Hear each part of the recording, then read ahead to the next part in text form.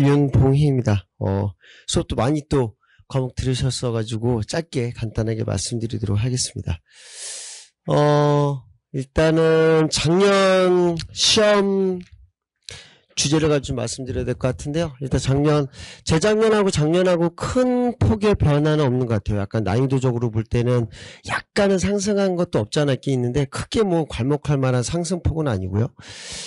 일단 다른 학교들에 비해서 1과목, 2과목 연계가 상당히 좀 많은 학교 중에 하나입니다. 휘문고가 역시나. 그래서 그런 파트가 좀 포인트로 저희 좀 봐야 될 것 같고요.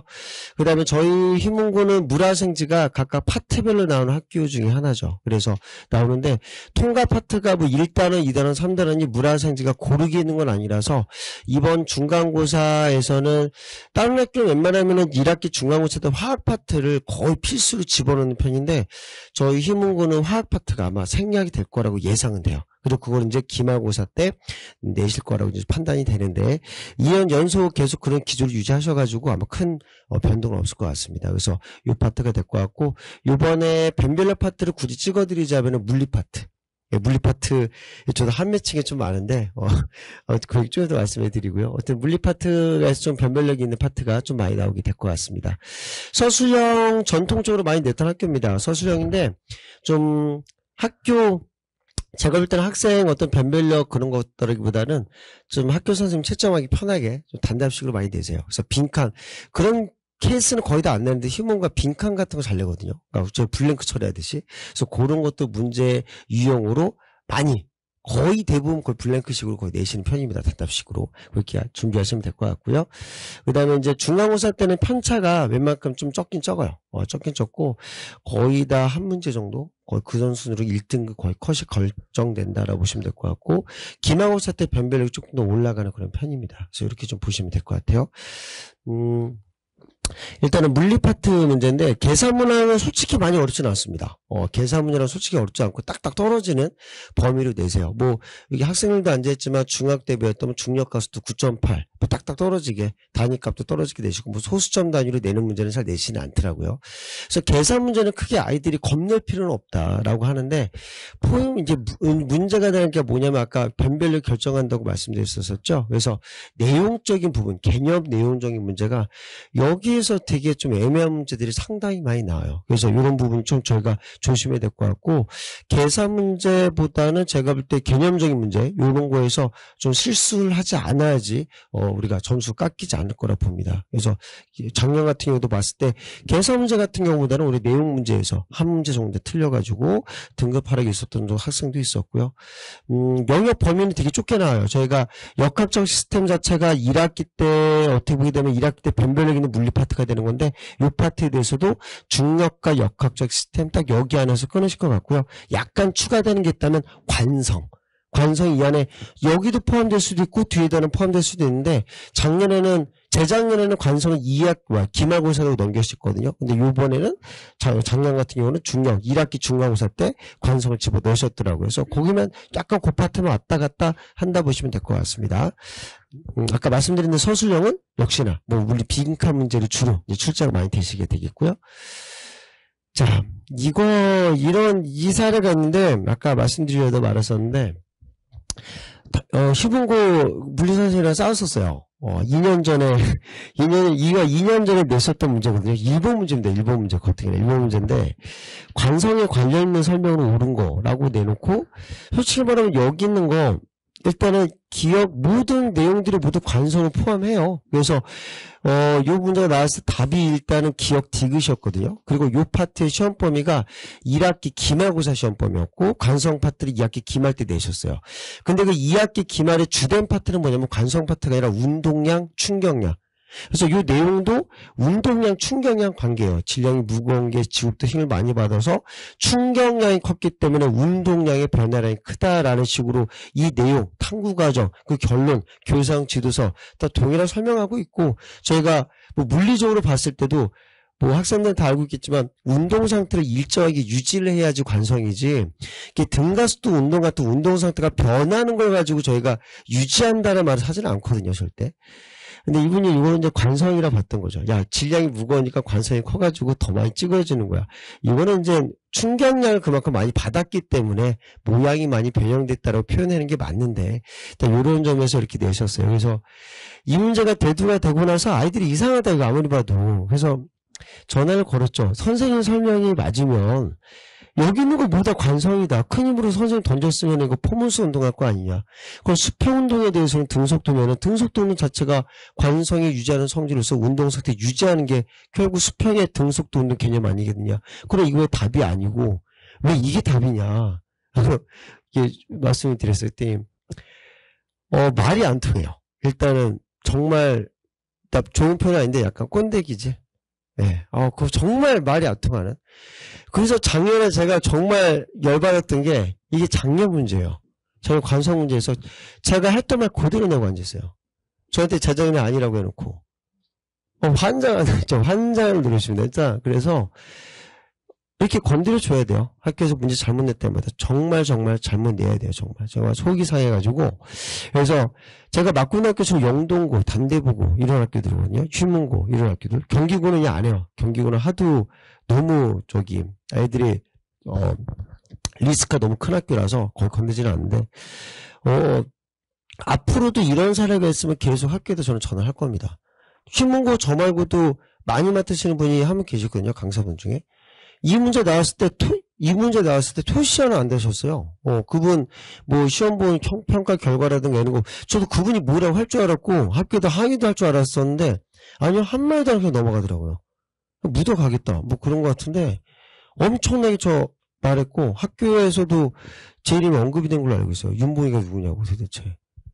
그래가지고 이거를 의제기로 했던 학생이 있었어요. 근데 그 학생은 제 학생이 아니에요. 그 선생님 학생이지. 그 학생 감점 당했어요. 좀 말도 안 되는 사람. 물론 저희 아들은 제가 시켰거든요. 애들한테 가만히 있어 일단. 전했으니까 너네들은 나서지 마. 근데 애들마다 많이 있죠. 신문고 하면은 웬만큼 제가 볼 때는 선행과정 대부분 하고 올라와요. 아이들. 웬만한 물리 선생님보다 물리 잘하는 애들도 많고요. 그래서 그 아이들 대거 교무실로 올라가서 이거 막 항의했는데 안 고쳐주죠. 그 다음에 이제 몇몇이 적극적으로 들어가다 보니까 과감하게 감점 사례가 나고 그랬었는데 저희 애들은 야 일단은 선생님이 건드려놨으니까 기말고사 때 문제 이렇게 안 낼 거야. 걱정하지 말고 이건 어쩔 수 없어. 그 선생님이 안 고쳐줘. 니네들 아무리 왈가북 한다고 하고 안 고쳐주니까 일단은 묻어가. 그리고 다른 놈이 오히려 손해를 보더라고요. 그래서 올해도 철저하게 건들 거예요. 저 문제 하나를 분석해가지고 또 오류성 또 생겼다. 건들 거고 계속 이렇게 문제 바꿔나가게 할 겁니다. 작년에 문제 제대로 나왔잖아요. 이렇게 제가 안 건드렸으면은 말 하지도 않았을 거예요. 아마 정말. 그래서 이런 부분이 조금 물리가 내용적인 측면에서 되게 애매하게 내시는 분이 상당히 많아요. 그래서 그런 분 조금 지금도 걱정이 돼요. 어차피 문제 한번 내면 거의 수정 안 하시는 분이기 때문에. 그래서 그런 부분 좀 우리가 좀 유익 있게 봐가지고 일단은 저도 묻어갈 겁니다. 학교에서 가르치는 대로. 일단 100점 맞고 보고 그 다음에 의의제기는 나중에 한다 하더라도 일단은 100점 맞는 게 중요해요. 좀 약간 비겁한 일이지만 어쨌든 100점 맞고 1등은 맞고 나중에 수정하는 쪽으로 해가지고 그렇게 나오지는 않을 겁니다. 설마. 그러니까 기후상 말씀드리는 거고 화학 파트는 미출제될 가능성이 상당히 높고요. 이 파트는. 그래서 화학 파트가 만약에 나온다면은 이 파트가 원래 1학기 중간고사 파트인데 이 파트가 만약에 중간고사 때 안 나오게 된다면 기말고사 때 100% 다 포함될 거예요 아마. 그래서 약간 미지수가 있긴 한데 제가 볼 때는 포함되지는 않을 것 같다라고 보시면 될 것 같습니다. 지구학 파트가 상당히 좀 범위가 좀 크죠. 그래서 물리 파트와 더불어서 그 변별력 있는 파트가 지구과학 파트와 그다음에 물리 파트 두 가지 파트 좀 집중적으로 보시면 될 것 같고요. 그다음에 좀 범위 자체가 상당히 넓어요. 학생을 좀 통합과학 한번 해봤는지 모르겠는데 앞에 빅뱅부터 해가지고 뒤에 이제 물질의 구성까지 나오기 때문에 범위가 엄청나게 넓습니다. 이제 그런 파트 가지고도 또 보기 문항에서 기억, 니은 정도는 넓은 주제가 다 따지시지만 꼭 문항, 디귿 이런 거 한 문항 정도는 지역적인 단어라든가 용어 정리라든가 이런 거 한 문제씩 꼭 섞어서 내시는 분위기예요. 그래서 그거는 출제 유형 저도 우리가 꼼꼼하게 보셔야 되겠고요. 서술형도 마찬가지입니다. 다 단답식이요. 작년 경우 케이스만 우리가 따서 보자면 다 단답식으로 출제가 되셨다라고 보시면 될 것 같습니다. 3월 파트, 일단은 이 파트는 교과과정 안에서만 철저하게 내세요. 그래서 제가 볼 때 난이도적으로 크게 어렵지는 않았기 때문에 3월 파트에서 크게 실수만 없으면 크게 문제는 없을 것 같고, 만약에 하나 힌트를 드리자면은 굳이 여기서 변별력을 내겠다 그러면 아마 DNA 학생들은 아마 알 거예요. 뭐 AT, GC, 염기설의 비율 내는 거 있어요. 문제. 뭐 T가 20%야, 구한이 35%야, 나머지 퍼센트 몇 퍼센트야, 이런 문제 있거든요. 그런 문제 변별력으로 항상 한 문제 내시는 편이니까 이 문제가 빠질 수는 없어요. 근데 이 문제만 조심한다면 다른 문제에서 크게 암기만 뭐 제대로 막 평균적으로 해준다면 실수하지 않는 크게 걱정될 거는 없을 것 같습니다. 생활 파트에서도 범위가 그만큼 좁은 것만큼 서술형도 내지를 않으셨어요, 작년에는. 근데 항상 뭐 작년 문제가 올해 문제랑 똑같다는 건 절대 아니기 때문에 분위기만 좀 보시면 될 것 같아요. 이런 분위기로. 자, 저희 교육과정 저희가 컬인데 총 8주차 잡았어요. 그래서 다른 학원들은 6주차인데 6주차 끝내고 시간 남아서 뒤에 일주일 때 시험 보던데 7주차입니까? 라고 여쭤보시는 분인데 저는 그냥 7주차 다 잡아요. 그냥 시험 보기 전날까지도 수업을 해요. 그래서 일주일 정도 건너뛰게 되면 그만큼 공백이 생기고 많이 잊어버립니다. 그래서 그런 부분 때문에 끝까지 저희가 할 거고요. 물론 하나 말씀드릴 거는 주차별로 수업 과정 요대로 있는 거 그대로 순서대로 그대로 진행되질 않고요. 여기 좀 압축해서 앞으로 당겨요. 땡겨서 뒤에 하는 6주차, 7주차 이때부터 시험 대비 집중스럽게 문제풀이, 응용 문제, 심화 문제, 내용정이 쭉 들어가요. 문제부터 같이 들어가게 되면서 모의고사도 수업 시간마다 매번 저희가 보게 될 거고요. 그리고 만약에 7주차 수업이 끝났는데 한 일주일 정도가 건너뛰게 생겼다. 뭐 시험 기간이 수요일부터 시작이라면은 가끔 주말에 끼는 시간표가 생기거든요. 그런 시간표가 생기면 무조건 저희는 금요일, 토요일 같은 경우 뭐 월요일날이 만약에 잡히면은 금, 토, 일까지 지도 수업 계속합니다. 정말 그때가 피치가 가장 높을 때고 그때는 그 수강료 받지는 않거든요. 그 부분 때문에 너무 가볍게 생각하고 안 오는 경우 케이스도 많아요. 그래서 그런 시간표가 가장 또 시험 대비해서 가장 변별력을 좌우한다는 거. 스카 보내지 마시고요. 스카는 나중에 따로 가도 돼요. 스카 가서 3시간 동안 물론 학생들이 그렇다는 건 아닌데 그 3시간 동안 리듬 타고 오는 경우도 많아서 아이들 핸드폰 보면은 스카 갔다고 오면 한 3분의 1로 줄어있을 거예요 아마. 그래서 그런 케이스 생기지 않게 보내주시면 어쨌든 득달같이 공부시킵니다. 그래서 그런 시간표 꼭 활용하셔서 끝까지 집중 있게 들어갔으면 좋겠고요. 저희 수업 시간은 이제 3월 9일날 토요일날 개강이고 오후 시간대, 이 시간대가 저희 다원학원에서 유일하게 제가 휘문고 다원에서만 열었어요. 저희가. 그래서 이렇게 시간표 보시면 될 것 같습니다. 전체적인 중간고사 대비 기간 계획이고요.